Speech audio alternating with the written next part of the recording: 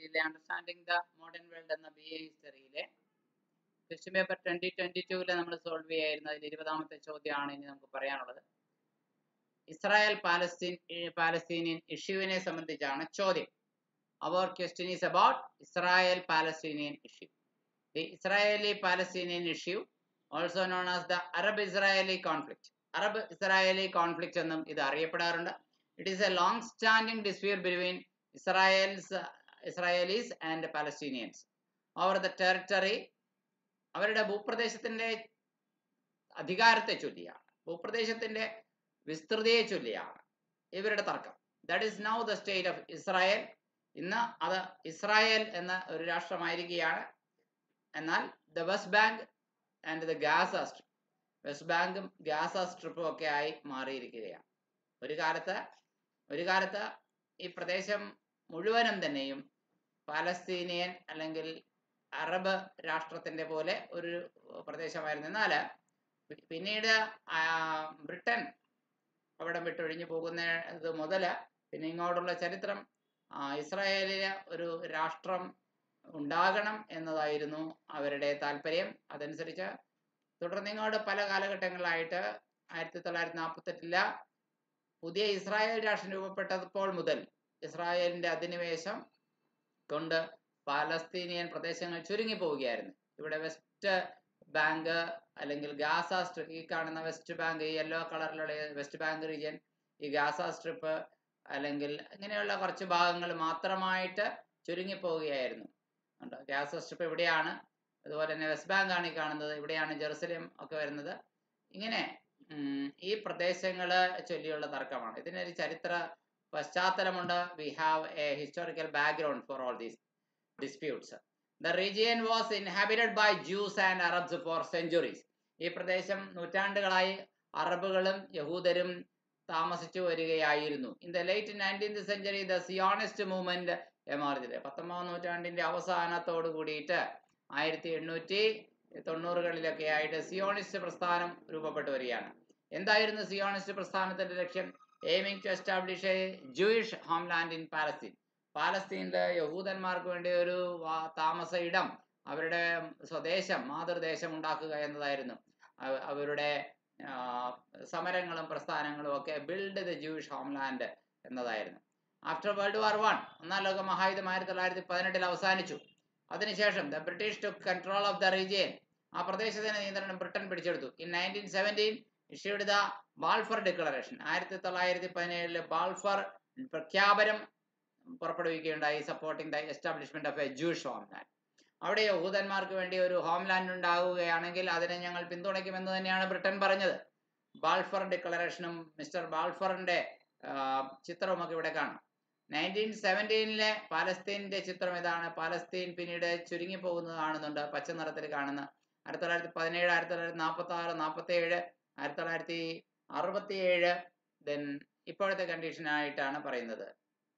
അപ്പോൾ Gaza strip ഇവിടെ ചെറുതായിട്ട് കാണാം, വെസ്റ്റ് ബാങ്കിന്റെയും കുറച്ച് പ്രദേശങ്ങൾ. Following world war 2 and the Holocaust. World war 2 ശേഷവും പിന്നെ ജൂതന്മാരുടെ കൂട്ടക്കൊലയാണ് ഹോളോകാസ്റ്റ് എന്ന് പറയുന്നത്. ഹിറ്റ്ലർ, നാസി പാർട്ടികളും നാസികളും ഒക്കെ യഹൂദന്മാരെ കൂട്ടക്കൊല ചെയ്തു, വംശഹത്യ ചെയ്തു. അതാണ് Holocaust. The international community led by the United States, അമേരിക്കയുടെ നേതൃത്വത്തിലുള്ള അന്താരാഷ്ട്ര സമൂഹം, supported the creation of the state of Israel in 1948. 1947 Israel രാഷ്ട്രത്തിന്റെ രൂപീകരണത്തെ പിന്തുണച്ചു എന്നതാണ് പറയുന്നത്. അങ്ങനെ ഇസ്രായേൽ രാഷ്ട്രം പിറന്നു. The state of Israel is born. അന്നത്തെ പാലസ്തീൻ പോസ്റ്റ് എന്ന പത്രമാണ് ഈ കാണുന്നത്. അവിടെ ഒരു വാർത്ത ഇതാണ്: US റെക്കഗ്നൈസസ് ജൂയിഷ് സ്റ്റേറ്റ്. യഹൂദ രാഷ്ട്രത്തെ അമേരിക്ക അംഗീകരിക്കുന്നു. ഇങ്ങനെ പല വാർത്തകൾ അന്നത്തെ ദിവസം ഉണ്ട്. എന്താവട്ടെ, ഇതുമായി ബന്ധപ്പെട്ട് കോർ ഇഷ്യൂസ് നോക്കാം. പ്രധാനപ്പെട്ട പ്രശ്നങ്ങൾ ടെറിട്ടറിയെ സംബന്ധിച്ചാണ്. ഇത് അവരുടെ അതിർത്തി പ്രദേശത്തെ കുറിച്ചാണ്. Israelis and Palestinians dispute the borders and control of the territory. അതിർത്തികളെ കുറിച്ചും ഭൂപ്രദേശത്തിന്റെ വിസ്തൃതിയെ കുറിച്ചും ഒക്കെയുള്ള തർക്കങ്ങളാണ് ഒന്നാമത്തെ തർക്കം. രണ്ടാമത്തെ രാഷ്ട്ര പദവിയാണ്, സ്റ്റേറ്റ്ഹുഡാണ്. Palestinians seek recognition as a sovereign state. പാലസ്തീനികൾ തങ്ങൾക്കൊരു പരമാധികാര രാഷ്ട്രം എന്ന പദവി വേണം എന്ന് അവർ, അംഗീകാരം വേണം എന്ന് അവർ അന്വേഷിക്കുന്നു. while അതേസമയം Israelis claim the right to exist as a Jewish state. എന്നാൽ ഇസ്രായേലികൾ പറയുന്നു ഒരു യഹൂദ രാഷ്ട്രമായി നിലനിൽക്കാനുള്ള തങ്ങളുടെ അവകാശവാദം അവർ മുന്നോട്ട് വയ്ക്കുന്നു. ദെൻ റെഫ്യൂജീസ്, അഭയാർത്ഥികളുടെ കാര്യം. Palestinians demand the right of return for refugees. അഭയാർത്ഥികൾക്ക് തിരികെ വരുവാനുള്ള അവകാശം കൊടുക്കണമെന്ന് പാലസ്തീനിയൻസ് ആവശ്യപ്പെടുന്നു. Who fled or were forced to leave. അവർ തങ്ങളുടെ നാട് വിട്ടോടിപ്പോയവർക്ക് അല്ലെങ്കിൽ പോകാൻ നിർബന്ധിതരായവർക്ക് their homeland during 1948 Arab Israeli war. 1948 Arab Israeli വാറിനിടയിൽ നാട് വിട്ടു പോകാൻ നിവൃത്തിയില്ലാതെ ഓടിപ്പോയവർക്ക് അല്ലെങ്കിൽ അങ്ങനെ നിർബന്ധിതമായി ഓടിച്ചുവിടപ്പെട്ടവർക്ക് തിരികെ വരാൻ അവസരം കൊടുക്കണമെന്ന് പറഞ്ഞു. ഇനി ജെറുസലേമാണ് പിന്നെ വേറൊരു പ്രശ്നം. രണ്ടു കൂട്ടരും ജെറുസലേം തങ്ങളുടെ ക്യാപിറ്റൽ സിറ്റി ആയി വേണമെന്ന് പറയുന്നു. Both sides claim Jerusalem as their capital city. സെക്യൂരിറ്റിയെ സംബന്ധിച്ച് പറയുകയാണെങ്കിൽ Israelis are concerned about their national security. ദേശസുരക്ഷയെ കുറിച്ച് വളരെ ആകുലരാണ് അവർ. While Palestinians seek protection from Israeli military actions. എന്നാൽ പാലസ്തീനിയൻസ് ആവട്ടെ ഇസ്രായേലി മിലിറ്ററി ആക്ഷൻസ് തേടുന്നുമുണ്ട്. ആൻഡ് സെറ്റിൽമെന്റ് എക്സ്പാൻഷൻ, അവരുടെ താമസ സ്ഥലങ്ങൾ പുതിയ പ്രദേശങ്ങളിലേക്ക് വിപുലീകരിക്കാനായിട്ട് ഇവർക്ക് പദ്ധതിയുണ്ട്.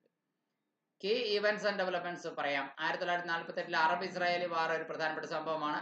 Israel declared independence leading to war with neighbouring Arab states. 1967 6 day war ഉണ്ട്, 6 ദിവസ യുദ്ധമുണ്ട്. Israel occupied the West Bank. Israel West Bank പിടിച്ചെടുത്തു, ഗാസ സ്ട്രിപ്പ് പിടിച്ചെടുത്തു, ആൻഡ് ഈസ്റ്റ് ജെറുസലേം പിടിച്ചെടുത്തു. 1993 ഓസ്ലോ അക്കോർഡ്സ് ഉണ്ട്. Israel and Palestine Liberation Organisation PLO agreed to a framework for peace including Palestinian self-rule.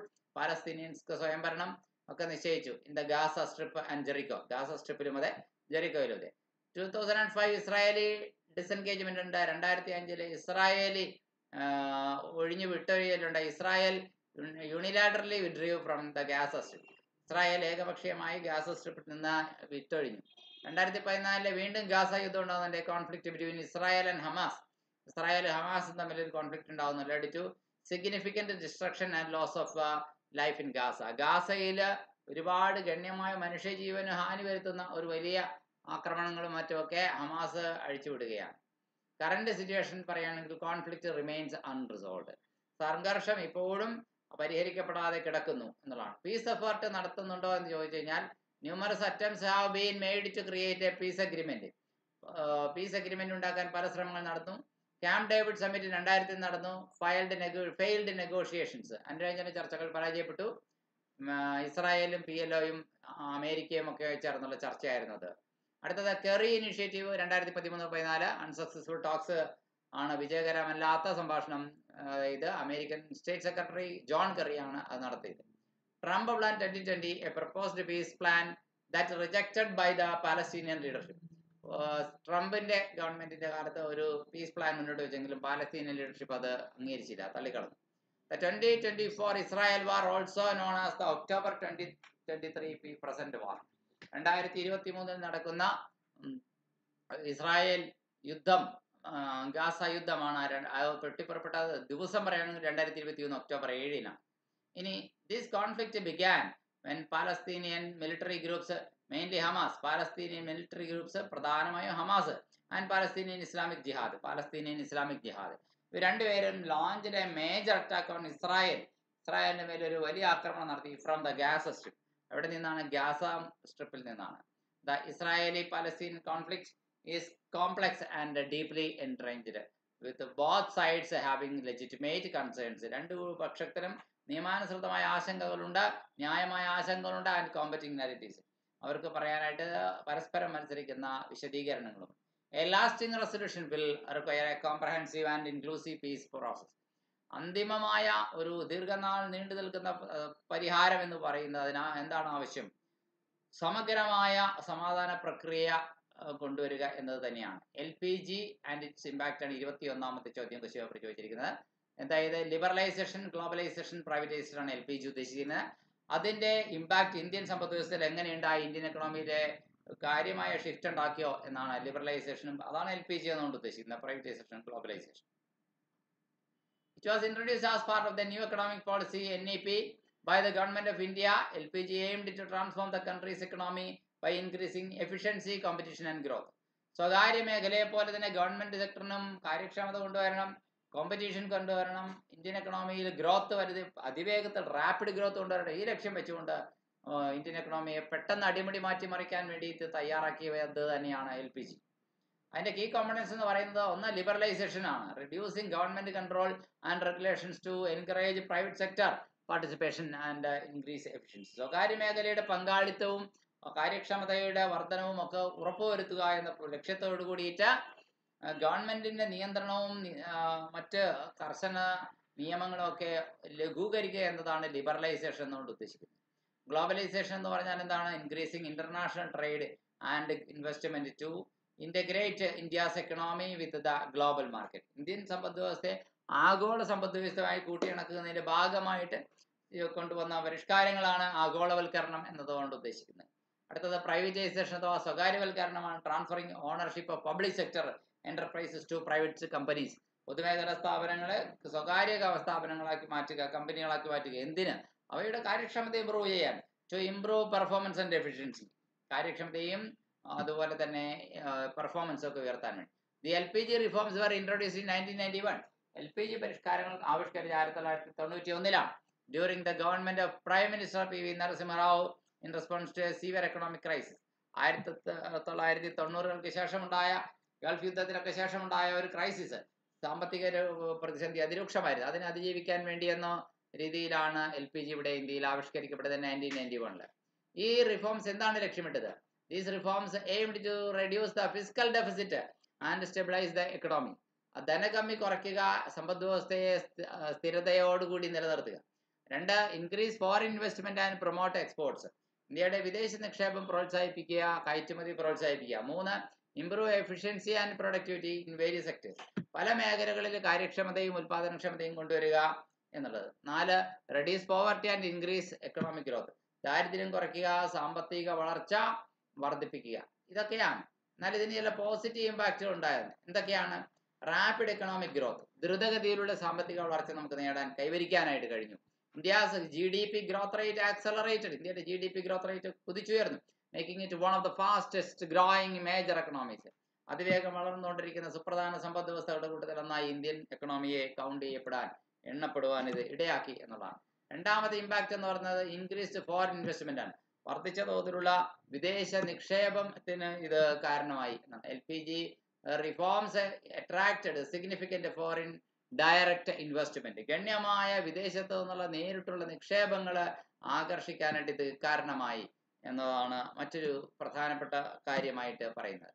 മൂന്നാമത്തേത് improved efficiency, മെച്ചപ്പെട്ട കാര്യക്ഷമതയാണ്. Privatisation and competition led to increased efficiency in various sectors. വിവിധങ്ങളായ മേഖലകളിൽ വർദ്ധിച്ച തോതിലുള്ള കാര്യക്ഷമതയ്ക്കും അതുപോലെ തന്നെ മത്സരത്തിനും ഒക്കെ ഇത് ഇടയാക്കി എന്നുള്ളതാണ്. കാരണം മത്സരം വരുമ്പോൾ കമ്പനികൾ പരസ്പരം കാര്യക്ഷമത കൈവരിക്കാനും കൂടി അവരെ സഹായിക്കുക എന്നതാണ്. സച്ചാസ് ടെലികമ്മ്യൂണിക്കേഷൻ രംഗത്ത് വലിയ മത്സരം ഉണ്ടായി, കാര്യക്ഷമത കൈവരിക്കാൻ കഴിഞ്ഞു. ഏവിയേഷൻ, വിമാന കമ്പനികൾ പരസ്പരം മത്സരിച്ചു. ആൻഡ് ബാങ്കിങ് സെക്ടറിന്റെ മത്സരം കനത്ത തോതിലുണ്ടായി. തീർച്ചയായിട്ടും അത് ഗവൺമെന്റ് സെക്ടറിനെയും ഉണർവോടുകൂടി പ്രവർത്തിക്കാൻ പ്രേരിപ്പിച്ചു എന്നതിൽ തർക്കമില്ല. ഇനി ഇൻക്രീസ്ഡ് എക്സ്പോർട്സ് ആണ്, വർദ്ധിച്ച കയറ്റുമതിയാണ്. Globalisation helped India became a significant player in international trade with exports growing substantially. ആഗോളവൽക്കരണം ഇന്ത്യയെ സഹായിച്ചു. അന്താരാഷ്ട്ര വ്യാപാര രംഗത്ത് ഇന്റർനാഷണൽ ട്രേഡില് കയറ്റുമതി അടക്കമുള്ള കാര്യങ്ങളിൽ ഗണ്യമായ വർധനമുണ്ടാക്കാനായിട്ടും ഒരു കോൺട്രിബ്യൂട്ടർ ആകാനായിട്ടും ഇന്ത്യക്ക് കഴിഞ്ഞു. Job creation. LPG reforms led to the creation of new job opportunities. പുതിയ തൊഴിലവസരങ്ങൾ രാജ്യത്തേക്ക് ഒഴുകിയെത്താൻ ഇത് കാരണമായി. Liberalisation, privatisation, globalisation, particularly in the service sector, പ്രത്യേകിച്ചും സേവന മേഖലയിലാണ്. ഇനി ഇത് പോസിറ്റീവ് ഇമ്പാക്റ്റാണ് നമ്മൾ പറഞ്ഞത്. ഇതിന് നെഗറ്റീവ് ഇമ്പാക്റ്റുകളും ഉണ്ടായിട്ടുണ്ട് എന്നുള്ളതാണ് പറഞ്ഞു പറഞ്ഞത്. ഇൻകം ഇനീക്വാലിറ്റി ഉണ്ടായിട്ടുണ്ട്.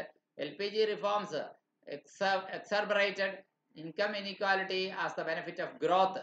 വളർച്ചയുണ്ടായി, അതുവശത്തു സമ്പന്നന്മാരായ ആൾക്കാരെ കൂടുതൽ പണം ഉണ്ടാക്കി അതിദരിദ്രരായി പോകുന്ന ചിത്രവും സംഭവിച്ചു. രണ്ടാമത്തേത് ജോബ് ഡിസ്പ്ലേസ്മെന്റ് ആണ്. പ്രൈവറ്റൈസേഷൻ ആൻഡ് ഓട്ടോമേഷൻ, സ്വകാര്യവൽക്കരണവും ഓട്ടോമാറ്റിക് യന്ത്രങ്ങളുടെ ആവിഷ്കാരവും തൊഴിൽ നഷ്ടത്തിന് കാരണമായി. Led to job losses in certain sectors, ചില മേഖലകളിൽ such as manufacturing sector and textile sector. മൂന്നാമത്തേത് എൻവയോൺമെന്റൽ കൺസേൺസ് ആണ്. പരിസ്ഥിതി പ്രശ്നങ്ങൾ പുതിയതായി തലവെക്കി തുടങ്ങി. The focus on economic growth, സാമ്പത്തിക വളർച്ച മാത്രം ഫോക്കസ് ചെയ്തപ്പോൾ ലെഡ് ടു എൻവയോൺമെന്റൽ ഡിഗ്രഡേഷൻ, പരിസ്ഥിതി അപജയത്തിന് കാരണമായി. And neglect of social and എൻവയോൺമെന്റൽ കൺസേൺസ്, സോഷ്യൽ പ്രശ്നങ്ങളും പരിസ്ഥിതി പ്രശ്നങ്ങളും അവഗണിക്കപ്പെട്ടു. ഡിപ്പെൻഡൻസ് ഓൺ ഫോറിൻ ക്യാപിറ്റൽ, വിദേശ മൂലധനത്തെ അമിതമായി രാജ്യം ആശ്രയിക്കുന്ന സ്ഥിതിയും ഉണ്ടായി.